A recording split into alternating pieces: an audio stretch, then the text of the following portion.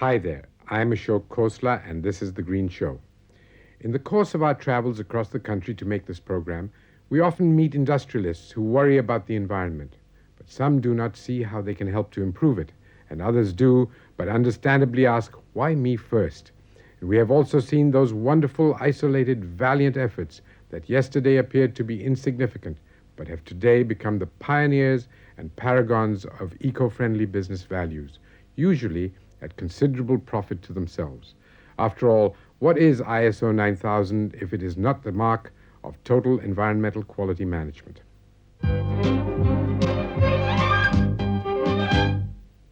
Today, the Green Show focuses on the relevance of environment audit in the industry. We also explore the use of fly ash as bricks in the building construction scenario. We have a story on the havoc that noise can create on the psyche of the workers. A report on the closure of polluting industries in Calcutta.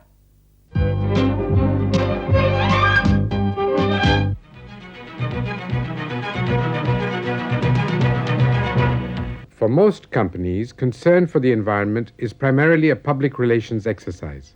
Such an attitude can only create confusion in the minds of the shareholders and employees and, of course, the customers.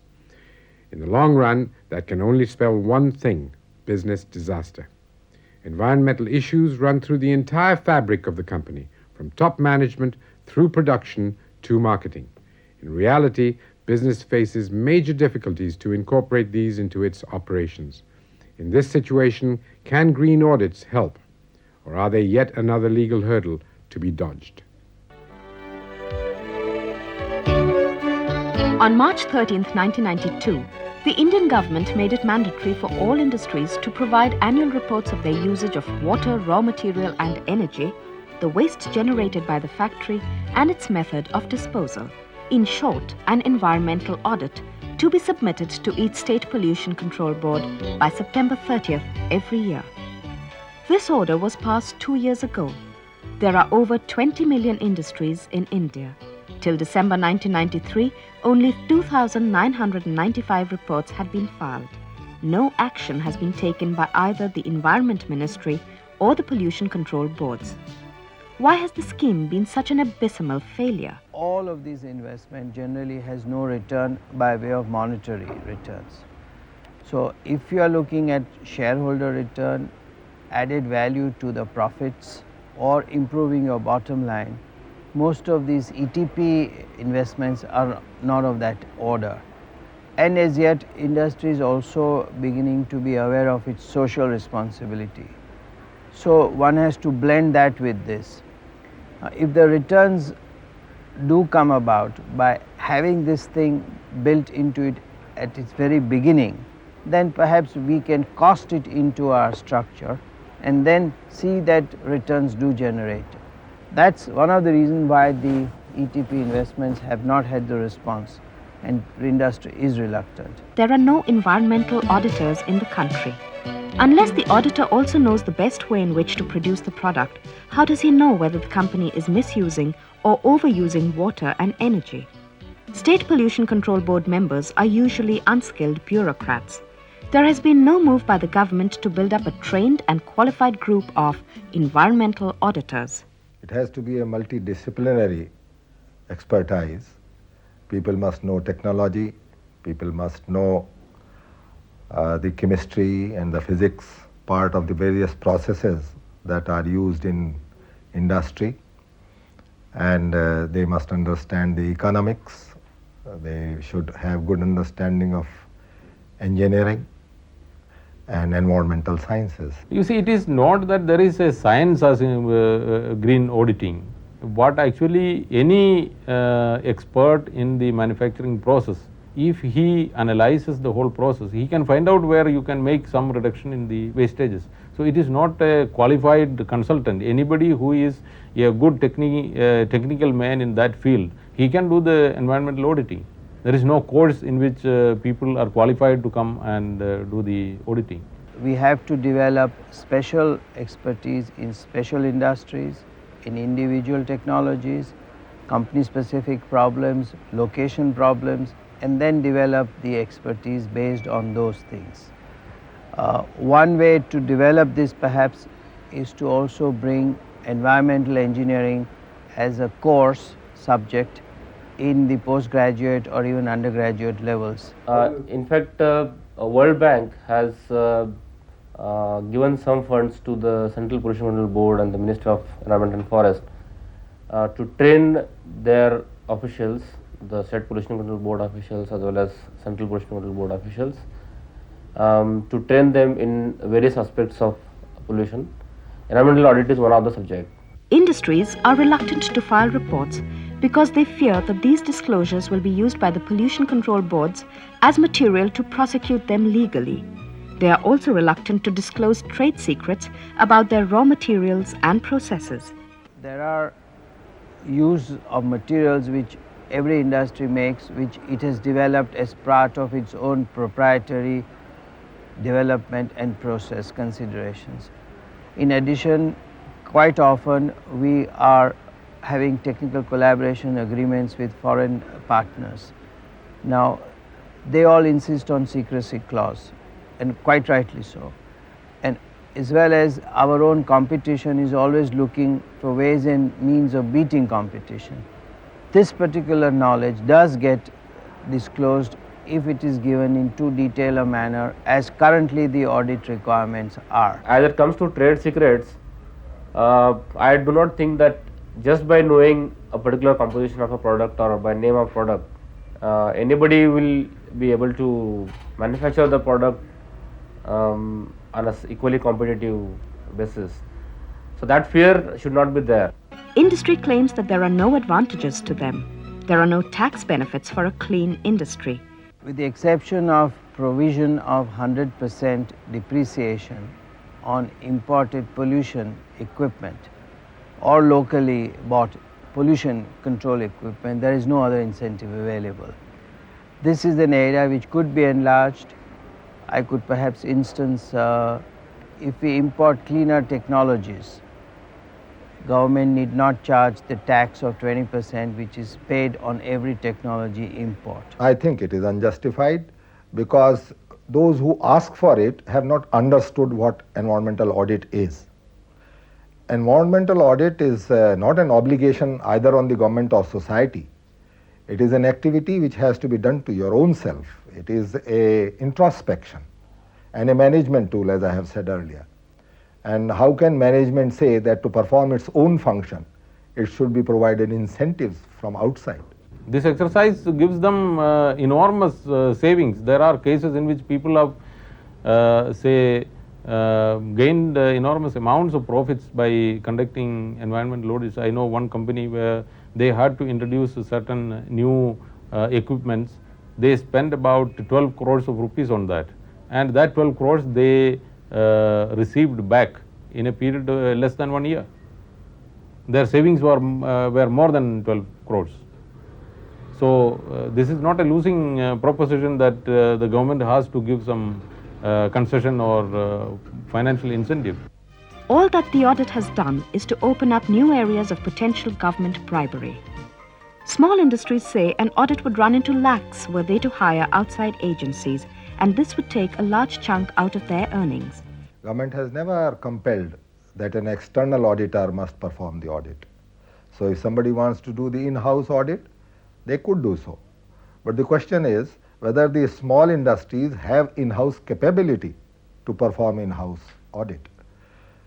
The next question is whether they can afford external auditors.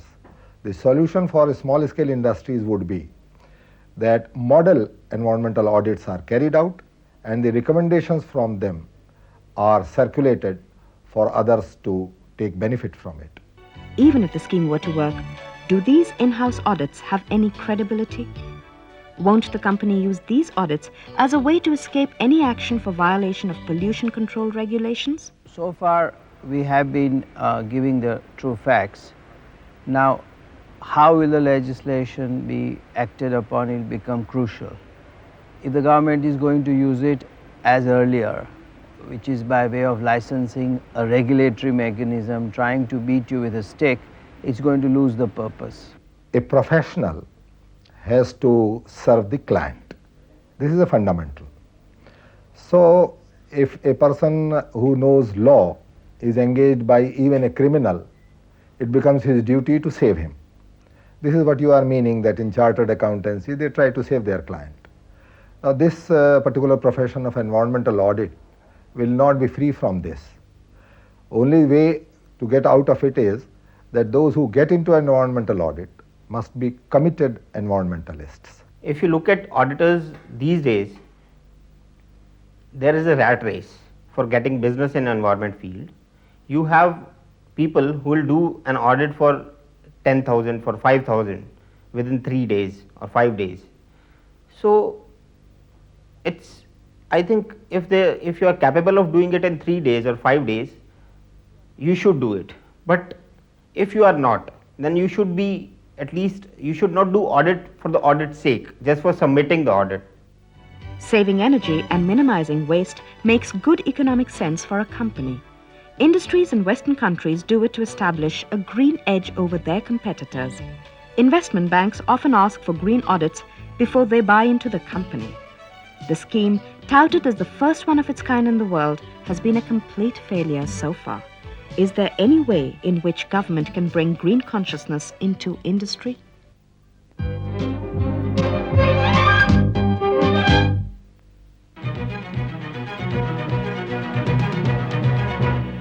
Much grey matter has been exercised the world over to figure out how to dispose of the grey matter that comes out of the stacks of thermal power stations.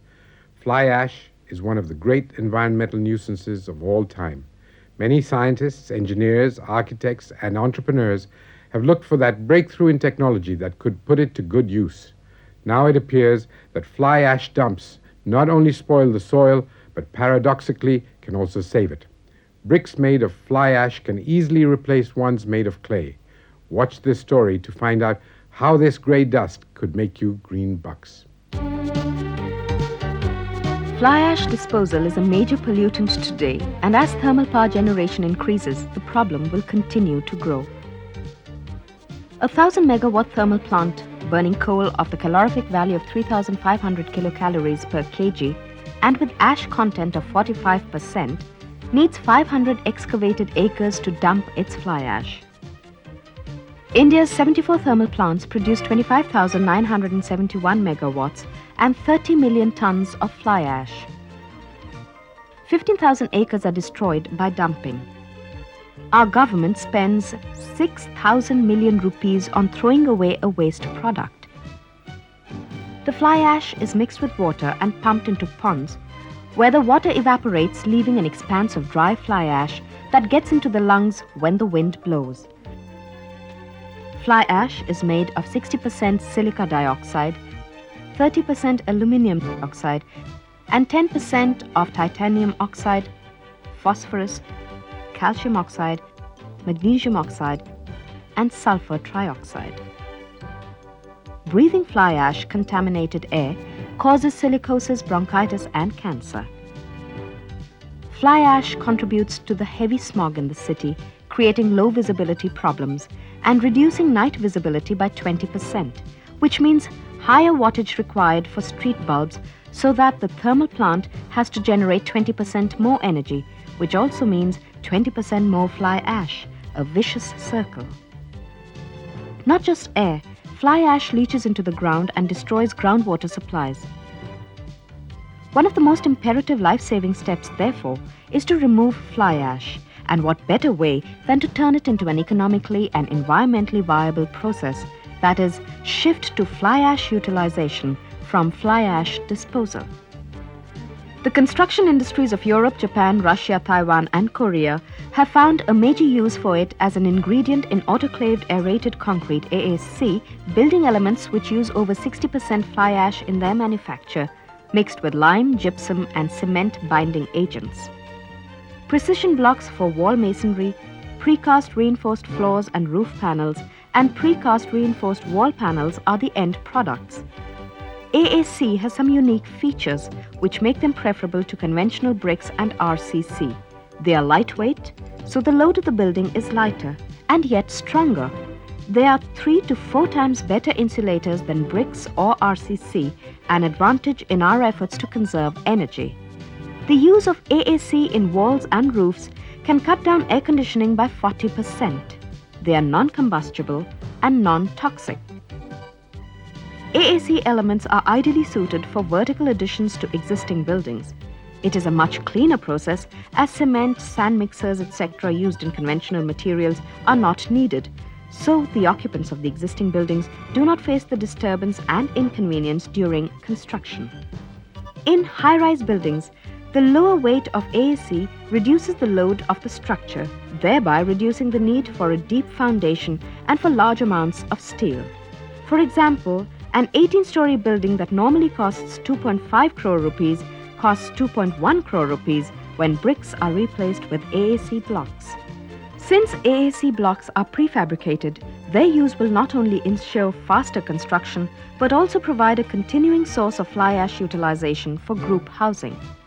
Fly ash-based products will need to be adopted by the government to encourage its use.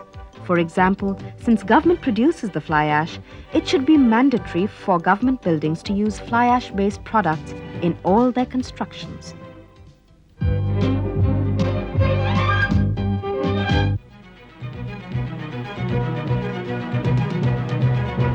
To most industrialists, the sound of machines on the shop floor is pure music to the ears. But for a worker on that shop floor, it can be a deafening noise, literally. In the end, what does all this bang and clang inside the factory produce? Mainly lower productivity and reduced efficiency among the workers, and a loss of output and profits for the company. What appears to be benign music can in fact turn out to be a destructive cacophony. If you want to run a sound business, cut down on the sound at your workplace. Do you find the accident rate in your factory increasing? Your workers sullen and irritable, and more man-hours being lost every year because of sickness? The answer could lie in the noise being produced by your factory. Noise has been recognized as an environmental and health hazard, especially for workers in industry. Excessive noise causes loss of hearing and stress, which leads to other health problems such as high blood pressure, increased heart rate and chances of heart disease, nervous disorders, irritability, decreased coordination and concentration, leading to a greater chance of accidents at work, muscle tension, stomach ulcers, nausea, and headaches. Excessive noise is emitted from machinery such as motors, metal stampers, etc. High-frequency noise is emitted from ultrasound equipment used for bonding and testing. The two aspects of noise are volume and frequency. Continuous noise should not exceed 80 decibels and 16 kilohertz over an 8-hour workday if the ability to hear normally is to be protected. Although 90 decibels is the standard threshold adopted by many industrial countries and 140 decibels for impulse noise, recent evidence suggests that these limits are dangerous for workers. The graph shows the threshold limit values, TLVs, recommended by industrial hygienists and used by the International Federation of Chemical, Energy and General Workers Unions, Geneva. How can factories control this noise?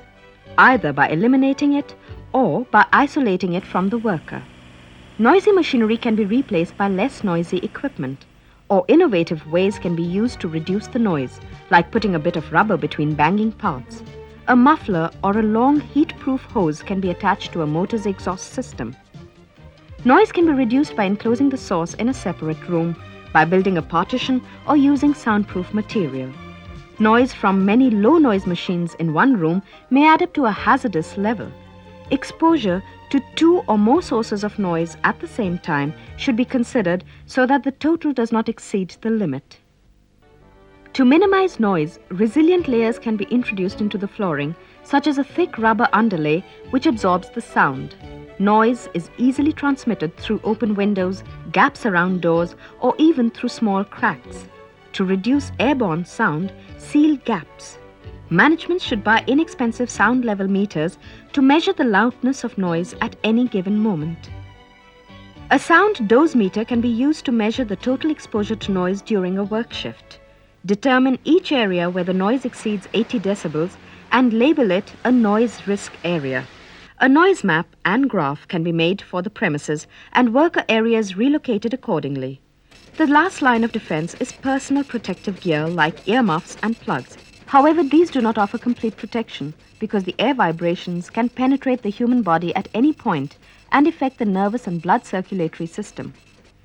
Earmuffs and plugs may cause safety hazards because the worker cannot communicate or respond to warning sounds. Earplugs can also cause ear infections. Unions should put noise standards into their agreements with management, and when the noise exceeds the limits, immediate action should be taken up with the management.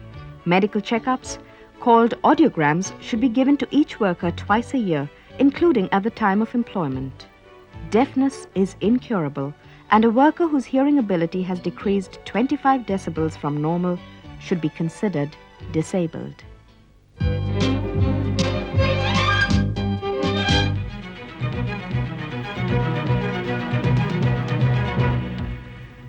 Erroneous perception or overzealous action on the part of those concerned about pollution may sometimes cause more harm than good to the struggle for a healthier environment.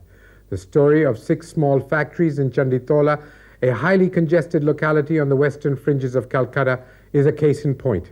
The factories produce a variety of industrial inputs.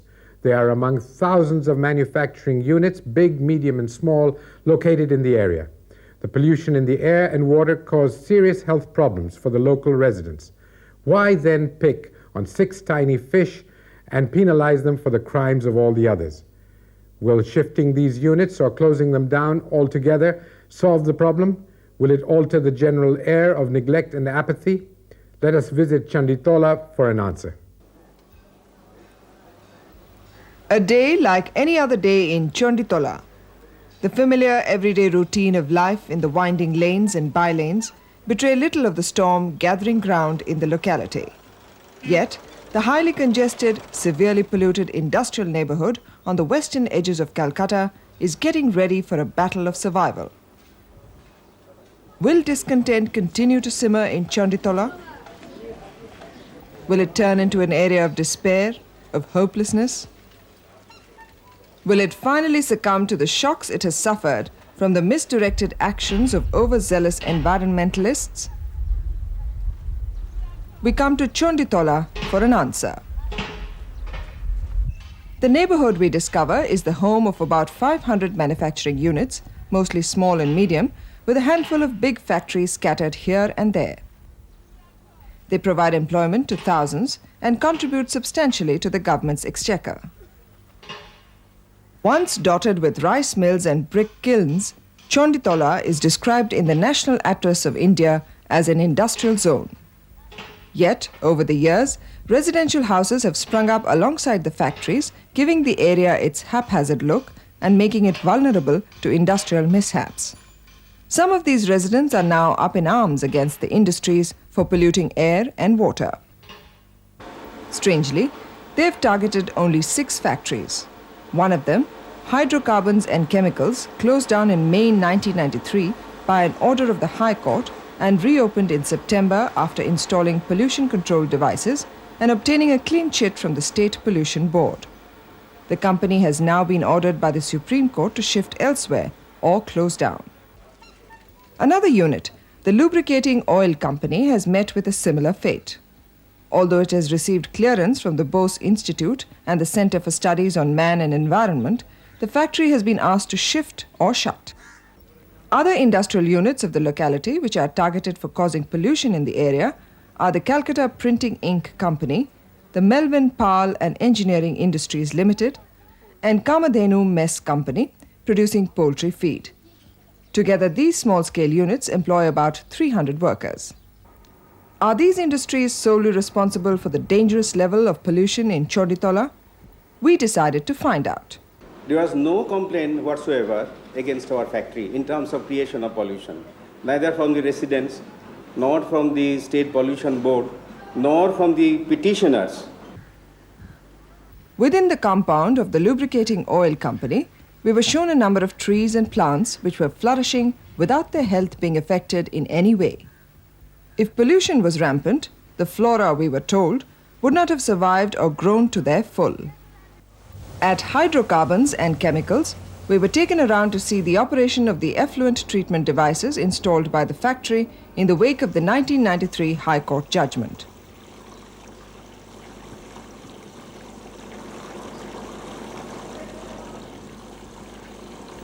Why then has the factory been ordered to shift now, we wondered. If having an industry like small scale industry like having met all the requirement as per statutory requirement of the country, getting the consent and no objection report from Pollution Control Board, and having factory license and on-site emergency plan approved, having public liability insurance to the extent of 3 crores done, all the meeting all the standards, if we have to shift, this will create a precedence which will have a tremendous fallout. Will Choditola be pollution-free once these 6 factories are compelled to move out? More importantly, will their workforce be allowed to suffer for the crimes of others? I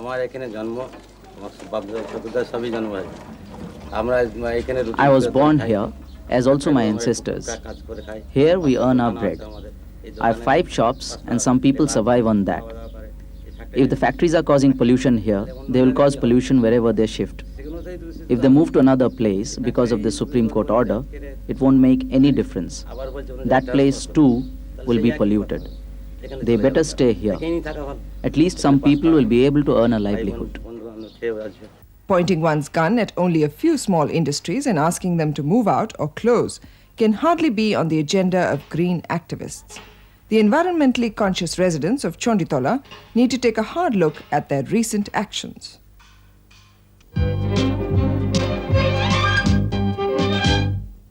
Sustainable development is the catchword of today. As our national economy liberalizes and we search for ever new global markets, we must not forget to reconcile quantity with quality, today's demands with tomorrow's needs, economic growth with social justice and equity. Nobody yet knows whether this goal can be achieved. 200 years of industrial revolution has not got us there yet. But let us hope and work together to show that after another 200 years, we are not in the same dead end as we find ourselves in today.